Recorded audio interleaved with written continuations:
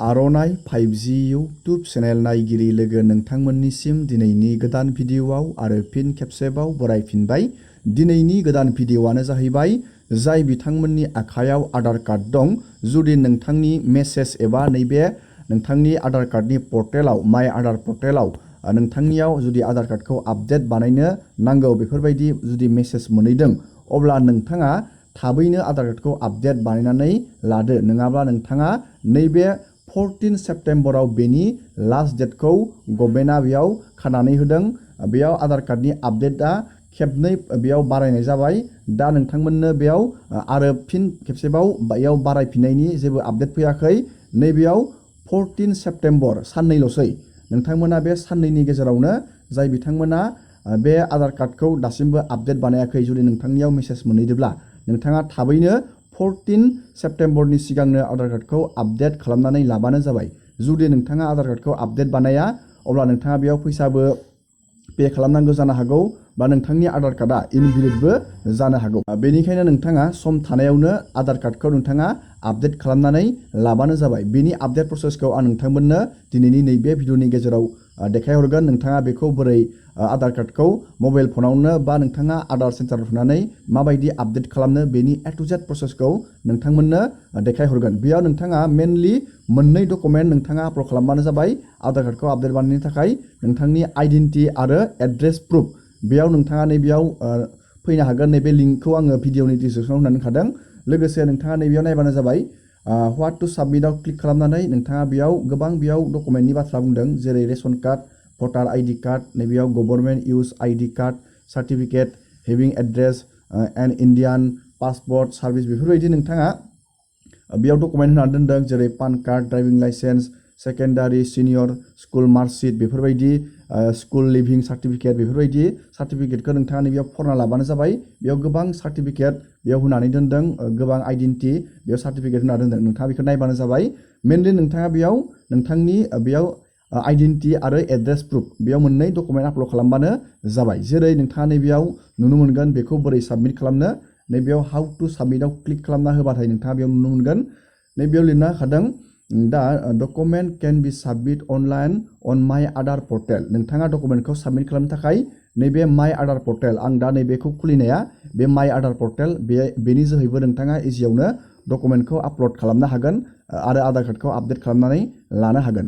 गिबियाव नोंथाङा नैबे माय आधार पर्टेलाव फैनांगोन आरो नोंथाङा बेयाव अनलाइनावनो आधार कार्डखौ इजियावनो नोंथाङा आपडेट खालामनानै लानो हागोन। आरो जुदि नोंथाङा अनलाइन रोङा, अब्ला नैबे भिजिटिं खालामनांगोन आधार सेन्टाराव। थाबैनो नोंथाङा बानायबानो जाबाय। मानो होनब्ला बेनि लास्ट डेटआ साननैल'सै। बे साननैया जोबोब्लाथाय नोंथाङा बेयाव फैसाबो पे खालामनो नांगौ जानो हागौ। नाथाय दा बेयाव फ्रियावनो जाना दं नैबे 14 सेप्टेम्बरालागि।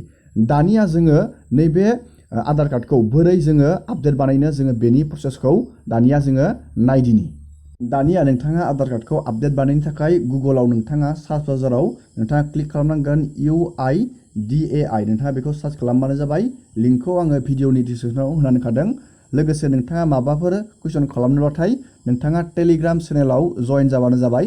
आङो टेलिग्राम चेनेलनि लिंकखौ भिडिअनि डिसक्रिपसनाव होनानै दोनदों। जुदि नोंथाङा माबाफोर कुइसन सोंनोबाथाय टेलिग्रामनि चेनेलनि जोहै नोंथांमोना आंजों डाइरेक्ट कन्टेक्ट खालामनो हागोन। दानिया नोंथाङा नैबेयाव मोनसे अपसन नुनो मोनदों, UIDAI। नोंथाङा बेयाव क्लिक खालामना होबानो जाबाय। अब्लानो नोंथाङा बेयाव आधार कार्डनि मेन पर्टेलाव नोंथाङा हाबनो हागोन। नोंथाङा दानिया बेयाव लेंगुवेजखौ बेबायदि सिलेक्ट बानायबानो जाबाय। दानिया बेबायदि बानायबाय जोङो लेंगुवेजखौ।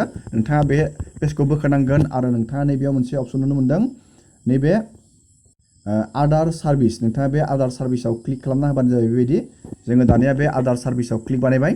दानिया नोंथाङा आधार सार्भिसाव क्लिक खालामनानै दानिया बे पेजखौ बोखोनांगोन। नोंथाङा बोखोनानै नैबेयाव नुनो मोनदों आधार लिंकिं स्टेटास। नोंथाङा बेयाव क्लिक खालामना होबानो जाबाय। आङो दानिया बेयाव बेबायदि क्लिक बानायबाय। दानिया नोंथाङा बेयाव क्लिक बानायनानै नैबेयाव मोनसे अपसन नुनो मोनदों लगइन। बे लगइनाव क्लिक खालामना होनांगोन बेबायदि। आं दानिया बेयाव लगइनाव क्लिक बानायबाय। नोंथाङाबो बेबायदिनो क्लिक खालामबानो जाबाय। गोबां इजि प्रसेस बियो। दानिया नैबेयाव आधार नाम्बारखौ होबानो जाबाय, नोंथांनि आधार नाम्बारखौ, आरो नैबे केपसाखौ नैबेयाव होनानै नैबेयाव लगइन खालामबानो जाबाय।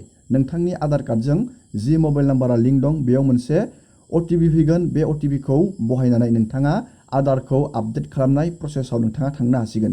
आङो दानिया बे गासैबो स्टेपखौ कमप्लिट बानायनानै नेक्स्ट स्टेपाव थांनानै नोंथांमोननो देखायनोसै। दानिया आङो कमप्लिट खालामनानै नैबे मोनसे पेजआव फैबाय। नोंथाङा दानिया आधारखौ आपडेट खालामनो थाखाय नैबेयाव डकुमेन्ट आपडेट बेयाव मोनसे अप्शन नुनो मोनदों आरो बेयाव नोंथाङा नुनो मोनदों this service is free of cost still नैबेयाव डेटखौ लिरना होखादों 14/09/2024 बेयाव लास्ट डेटखौ लिरना होखादों आधार आपडेट खालामनायनि। नोंथाङा दानिया बेयाव क्लिक खालामबानो जाबाय। आं दानिया बेयाव क्लिक खालामनोसै। दानिया बेयाव बेबायदि मोनसे अपसन बेयाव गेवगोन बेबायदि पेज गेवगोन। दानिया नोंथाङा नैबेयाव नेक्स्टआव क्लिक खालामना होनांगोन। आं दानिया बेयाव आरो नोंथाङा फिन नैबे नेक्स्टआव क्लिक खालामफिननांगोन। आङो दानिया बेयावबो नेक्स्टआव क्लिक बानायनोसै।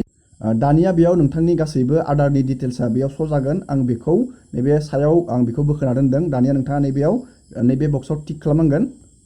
दानिया नोंथाङा नैबे बक्सआव टिक खालामनानै आरो नोंथाङा नैबे नेक्स्टआव क्लिक खालामबावनांगोन। आं दानिया बेयाव नेक्स्टआव क्लिक बानायनोसै। दानिया बेयाव डकुमेन्ट आपल'ड खालामनायनि नैबेयाव गाइडलाइन होदों। नैबेयाव डकुमेन्टखौ नोंथाङा 2 MB नि गाहायाव नोंथाङा बानायनांगोन आरो बिनि फर्मेटआ नैबे JPG, PNG एन्ड PDF फर्मेटआव जानांगोन। दानिया नोंथाङा बे पेजखौ बोखोनांगोन।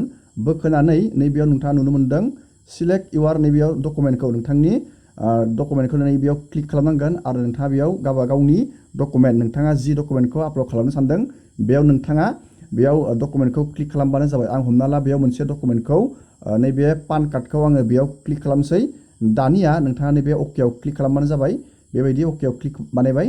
दानिया नोंथाङा नैबे भिउ डिटेल्स एन्ड आपल'ड डकुमेन्ट बेयाव क्लिक खालामना होबानो जाबाय।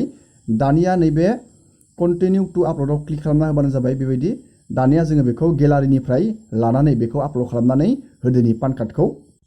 दानिया आङो बेयाव पान कार्ड आरो नैबेयाव भटार कार्डखौ बेबायदि आपल'ड बानायबाय। आङो बेखौ ब्लार खालामना दोनदों। नोंथांनिया बेबायदि आपल'ड खालामबानो जाबाय डकुमेन्टखौ। नैबेयाव गोथांसिन बेबायदि ओंखारगोन। नैबेयाव 100% आं बेखौ ब्लार बानायदों। दानिया नोंथाङा बे पेजखौ बोखोनांगोन। बोखोनानै नैबे बक्सआव टिक खालामनांगोन आरो नोंथाङा नैबेयाव नेक्स्ट खालामनानै होनांगोन। आं दानिया बेयाव नेक्स्ट खालामनानै होबाय। बेबायदि नोंथाङा दानिया नैबेयाव अकेआव क्लिक खालामना होबानो जायो। नैबे अकेआव दानिया आङो बेयाव क्लिक बानायबाय। दानिया अकेआव क्लिक खालामनाय लोगो लोगोनो दानिया बेयाव मोनसे बेबायदि पेज गेवगोन। नैबेयाव लिरना होखादों 14 बे सेप्तेम्बरावलागि बेयाव फ्रि अफ कस्ट नोंथाङा बेयाव थाइसे फैसा होनाङा। जोङो दा बे 14 नैबे सेप्तेम्बरनि जोङो सिगांनो बानायदों नालाय जों दा बेयाव थाइसेबो फैसा होनांला। दानिया नोंथाङा नैबे पेमेन्टनि अपसनाव नैबेयाव साबमिटआव क्लिक खालामबानो जाबाय फ्रियावनो। जुदि नोंथाङा बेखौ बारहोबाथाय नोंथाङा नैबे 14 सेप्तेम्बरखौ बारहोबाथाय नोंथाङा फैसा होनांगोन। दानिया जोंनिया नैबेबायदि कमप्लिट जाबाय साक्सेस स्टेटासा। नोंथाङा बेयाव नुनो मोनदों नैबेयाव डेटखौ होखादों आरो नै एमाउन्टआ नैबेयाव 0 क्लिक होदों। नोंथाङा बेबायदि बेयाव बानायनो हागोन। दानिया नोंथाङा नैबेयाव बेनि एक्न'लेजमेन्टखौ नोंथाङा डाउनल'ड खालामनो हागोन। नैबेयाव नैबे डाउनल'डआव क्लिक खालामना होबाथाय बेयाव मोनसे एक्न'लेजमेन्ट डाउनल'ड जागोन। जोंनिया साक्सेसफुलि आधारा जोंनिया आपडेट जाबाय। बेबायदि दानिया आं नोंथांमोननो नैबे डकुमेन्टखौबो नोंथांमोननो अपेन खालामनानै देखायनोसै। नोंथाङा बेबायदिनो मोनसे आधारनि एक्न'लेजमेन्ट फर्म मोनगोन। नोंथाङा बेखौ डाउनल'ड खालामनानै दोनबानो जाबाय। इजियावनो नोंथाङा बेबायदि आधार कार्डखौ मबाइल फनजों इजियावनो आपडेट खालामना लाबानो जाबाय। साननैल'सै 14 सेप्तेम्बरनि नोंथाङा गाबोन नङाबा सबनियानो जाय बिथांमोना दासिमबो बानायाखै बेबायदि बानायना लाबानो जाबाय मबाइल फनजों जुदि नोंथाङा रोंगोब्ला। आरो जुदि नोंथाङा रोङा आधार सेन्टाराव नोंथाङा थाबैनो भिजिट खालामबानो जाबाय। दिनैनि भिडिअखौ बेखिनियावनो फोजोबबाय। नोंथांमोना भिडिअखौ नायनानै मोजां मोनदोंबा लाइक खालामबानो जाबाय। चेनेलाव गोदानबा चेनेलखौ साबस्क्राइब खालामबानो जाबाय आरो टेलिग्राम चेनेलाव नोंथांमोना जइन जाबानो जाबाय। माबाफोर जुदि नोंथाङा सोंहरनो नांगौबाथाय। दिनैनि भिडिअखौ बेखिनियावनो फोजोबबाय।